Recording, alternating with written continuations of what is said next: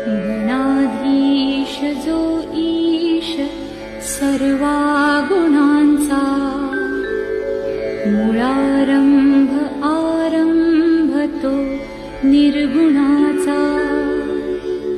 नमो शारदा मूळ चत्वार वाचा, गमू पंथ आनंतया राघवाचा। मना सज्जना भक्ति पंथेची जावे, हरी श्री हरी पाविजे तो स्वभावे। जनी निंद्यते सर्व सोडून द्यावे, जनी वंद्यते सर्व भावे करावे।